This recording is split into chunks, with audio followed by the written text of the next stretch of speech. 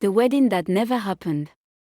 In the village of Mawingu, people often said that if you saw Laura and Clara walking toward you, you would think you were seeing double.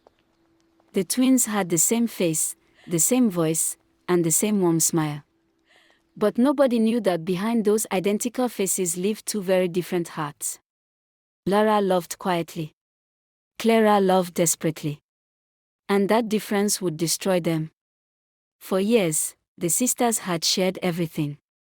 One bed when they were children. One basket of mangoes. One pair of beautiful dresses when money was scarce.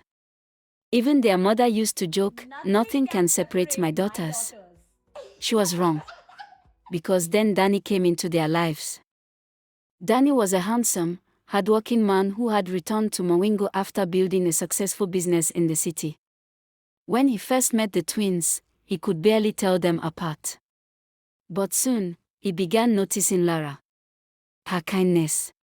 Her patience. The way she listened when he spoke. And before long, Danny asked Laura to marry him. Clara smiled when she heard the news. She hugged her sister. She even helped choose the wedding decorations. But that night, when everyone was asleep, Clara sat alone outside their mother's house and cried. Because she had fallen in love with Danny first. She had simply never told anyone. The wedding day arrived.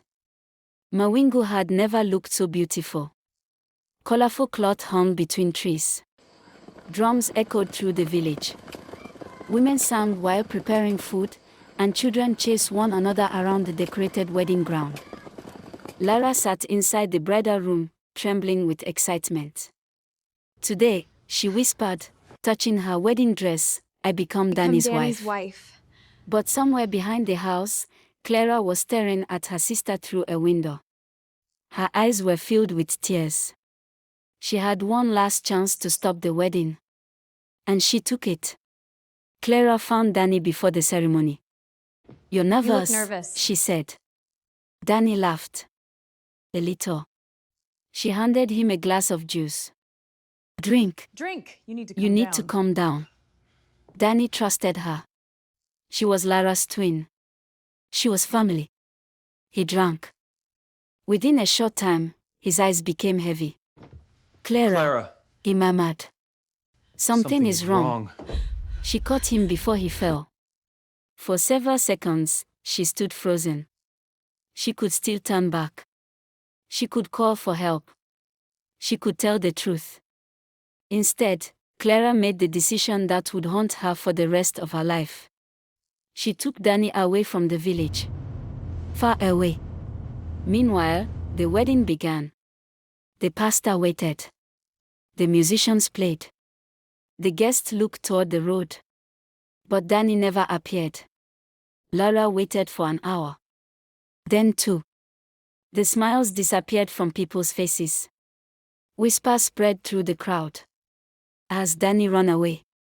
Did he change his mind? Maybe he discovered something about Laura. Every word cut deeper. Lara refused to leave the wedding chair. He promised me, she kept saying. He wouldn't do this. By sunset, the truth seemed obvious to everyone except Laura. Danny was gone. That night, she removed her wedding dress herself. She folded it carefully and placed it inside a box.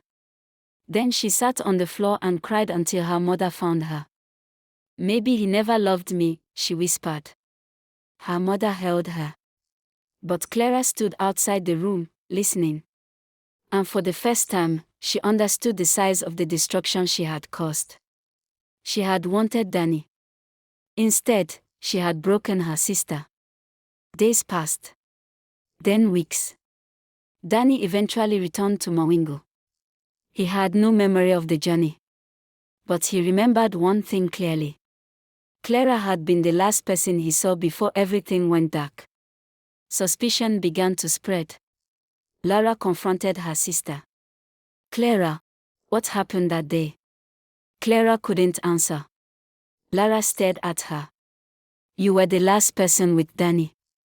Still, Clara said nothing. Until one evening, she finally collapsed. I did it. Lara froze. What? I stopped the wedding. The room became silent. Clara confessed everything. She admitted that she had been jealous. That she had loved Danny.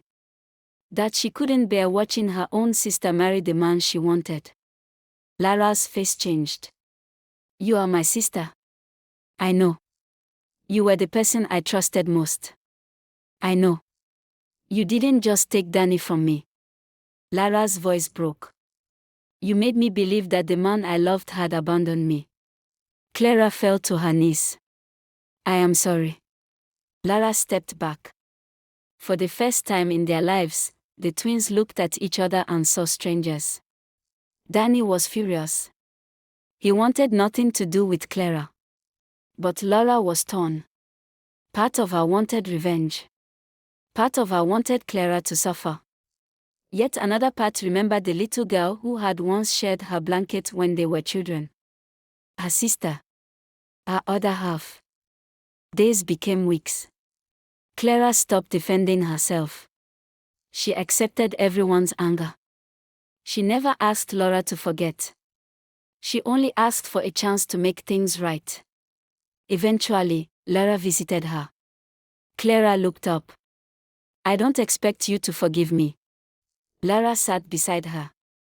I don't know if I can. Clara nodded. But I want to try, Lara continued. Clara began to cry.